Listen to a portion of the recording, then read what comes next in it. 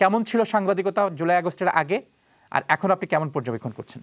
খুবই দুর্ভাগ্যজনকভাবে আমরা দেখলাম যে ডক্টর মোহাম্মদ ইউনূস দেশে কোনো প্রেস কনফারেন্স এখন পর্যন্ত করেননি। তবে উনি শেখ আমার হাসিনা কাছে মডেল যেটা কেন ফলো করবেন? উনি তো খালেদা জিয়া মডেল হ্যাঁ, কিংবা তার থেকেও ভালো মডেলও তো পৃথিবীতে ভালো আছে।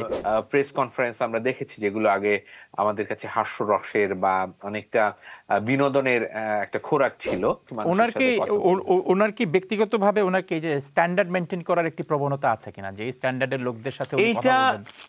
রক সলিড উত্তর দিতে হবে, সেই উত্তরটা দিতে উনি আহ, প্রস্তুত নন। উনি আওয়ামী লীগ প্রশ্নে ইউকেতে একরকম বলে এসেছেন, বাংলাদেশে আর একরকম বলছেন। আপনি বারবার আপনার লেখায় এই বিষয়টি উল্লেখ করেছেন যে জুলাই এবং আগস্টের আগে বাংলাদেশের সাংবাদিকতার মানদণ্ড, বিশেষ করে যখন কোনো মন্ত্রী কিংবা প্রধানমন্ত্রী কিংবা গুরুত্বপূর্ণ কেউ সরকারের গুরুত্বপূর্ণ কারো কাছে যখন প্রশ্ন করা হতো বা সাংবাদিকরা যখন আমন্ত্রিত হতেন, তখন সাংবাদিকদের প্রশ্নের যে ধারা ছিল, প্রশ্নের যে মান ছিল, বিশেষ করে প্রধানমন্ত্রীর সামনে যে সমস্ত প্রশ্ন করা হতো সেটি নিয়ে আলোচনার চেয়ে বেশি হাস্যরসেরই তৈরি হতো।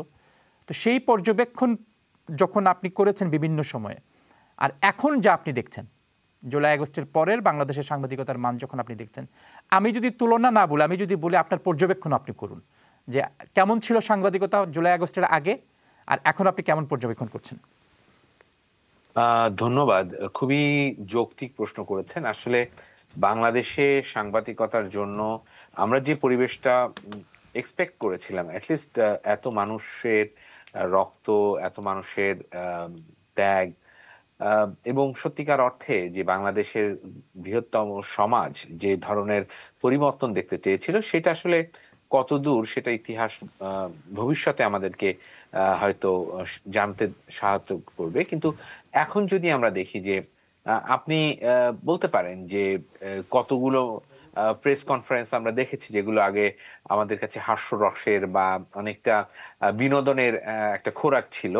তো এই বিষয়ে আমি প্রশ্ন করেছিলাম আমাদের প্রেস সচিব যিনি আছেন, খুবই নামকরা এক সময়কার সাংবাদিক ছিলেন, শফিকুল আলম ওনাকে, এবং উনি আমাকে উত্তরটা দিয়েছিলেন এরকম যে ওনারা সেই আগের মতো প্রেস কনফারেন্সের বদলে ওনারা এখন যে মডেলটা ধরে রেখেছেন যে ডক্টর ইউনূস কোনো কথা বলবেন না, তার পক্ষে, তার গভর্নমেন্টের পক্ষে মূলত প্রেস সচিব কথা বলবেন, এবং সেইভাবে তারা করছেন। তো আমি তখন তাকে প্রশ্ন করেছিলাম যে তাহলে তো আমরা একদম মিল পাচ্ছি যে নরেন্দ্র মোদী যেভাবে উনি কোনো প্রেস কনফারেন্স করেন না, উনি বিভিন্ন সময় বিভিন্ন প্রোগ্রামে যান, বিভিন্ন ইন্টারভিউ দেন, এবং তার থেকেই মানুষজন তাকে নিয়ে আলোচনা সমালোচনা সবকিছু করছে। তো আসলে আহ, আমরা যে ধরনের পরিবর্তন এক্সপেক্ট করেছিলাম, সেইখানে যে আপনি কম্পেয়ার করতে পারবেন সেটা আসলে বোঝা যাবে আগামী সরকার যখন রাজনৈতিক সরকার আসবে। কারণ এই বর্তমান অন্তর্বর্তীকালীন সরকার তার নিজের মতো করে কিছু এক্সাম্পল সেট করবে এটা ভেবেছিলাম, যেহেতু ওনারা করতে পারেননি, সেক্ষেত্রে নতুন সরকার আসলে তাদের কাছে আমরা হয়তো আমাদের এই প্রত্যাশাটা থাকবে।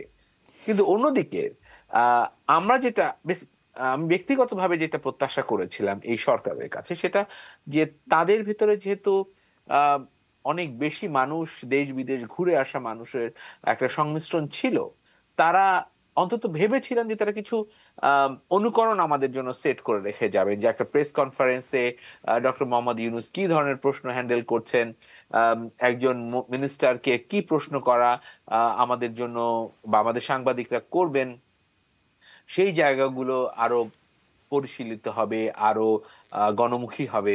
খুবই দুর্ভাগ্যজনকভাবে আমরা দেখলাম যে ডক্টর মোহাম্মদ ইউনূস দেশে কোনো প্রেস কনফারেন্স এখন পর্যন্ত করেননি, এবং আমি শুধু এই করেননি বিষয়টিতে সেখানে। আসতে চাচ্ছিলাম, তিনি কিন্তু সাংবাদিকদেরকে প্রশ্ন নিচ্ছেন, প্রশ্নর উত্তর দিচ্ছেন, কিন্তু সবই বিদেশি সাংবাদিক, বিবিসি, আল জাজিরা। বিবিসি, সবাইকে উনি যখন যে দেশে যান সেই দেশের কোনো গণমাধ্যমের সঙ্গে উনি কথা বলেন, অথবা উনি যেমন লন্ডনে উনি গিয়েছেন, লন্ডনে গিয়ে উনি একটা হোস্ট কমিউনিটির সঙ্গে খুব সিলেক্টিভ মানুষের সঙ্গে উনি কথা বলেছেন। একইভাবে আমেরিকাতে উনি কিছু মানুষের ওনার কি সাথে কথা বলেছেন। ওনার কি ব্যক্তিগতভাবে ওনার কি যে স্ট্যান্ডার্ড মেনটেন করার একটি প্রবণতা আছে কিনা, যে এই স্ট্যান্ডার্ডের লোকদের সাথে উনি কথা এইটা বলবেন? আম, এইটা না, হয়তো ওনার যে প্রেস উইং তারা তাদের একজন আমাকে বলেছিলেন যে এই কাজটা উনি করেন এই কারণে যে আহ, উনি সেই শেখ হাসিনার মডেলে সবাই এসে তাকে এক ধরনের আম, ইয়ে করবে, করবে, সেই জিনিসটা উনি চান না। তবে উনি শেখ আমার হাসিনা কাছে মডেল যেটা, কেন ফলো করবেন? উনি তো খালেদা জিয়া মডেল হ্যাঁ, কিংবা তার থেকেও ভালো হ্যাঁ, মডেলও তো পৃথিবীতে ভালো, আছে। তিনি দেশ হ্যাঁ, বিদেশে ঘুরেছেন, তিনি এইটা উনি আমাকে বলেছেন, কিন্তু আমার কাছে যেটা মনে হয়েছে আসলে আহ, ওনার তো একটা গ্লোবাল ইমেজ আছে। জি। তো যখন বাংলাদেশের সাংবাদিকরা প্রশ্ন করবে, তখন ওনাকে কিছু খুব রক সলিড উত্তর দিতে হবে। সেই উত্তরটা দিতে উনি আহ, প্রস্তুত নন। উনি আওয়ামী লীগ প্রশ্নে ইউকেতে একরকম বলে এসেছেন, বাংলাদেশে আর একরকম বলছেন। উনি বিভিন্ন দেশে, যখনই দেখবেন যে বিভিন্ন দেশে উনি কথা বলেন, তখন সেইখানে এক ধরনের বলেন, আর তার উপদেষ্টা পরিষদের অন্য সদস্যরা এইখানে একটু ভিন্ন কথা বলেন। তো এইটা আমার কাছে মনে হয় যে উনি উনার যে গ্লোবাল ইমেজ, উনি ওইটা ধরে রাখার চেষ্টা করেন, আর ওনার যার যেটা বিষয়ে ক্লারিফিকেশন দরকার, সেটা তার অন্য উপদেষ্টারা দেশে বসে উপস্থাপন করার। এই জায়গাটাতে আমার কাছে মনে হয় যে এটা শুভঙ্করের ফাঁকি আছে। তাতে করে কি আমরা আহ, লাভবান হচ্ছি না ক্ষতির সম্মুখীন হচ্ছি, সেটা হয়তো আহ, বিশ্লেষণযোগ্য, কিন্তু আমরা তার কাছ থেকে আসলে মানে আমরা কোনো উত্তরণের পথ তার কাছে চেয়েছিলাম।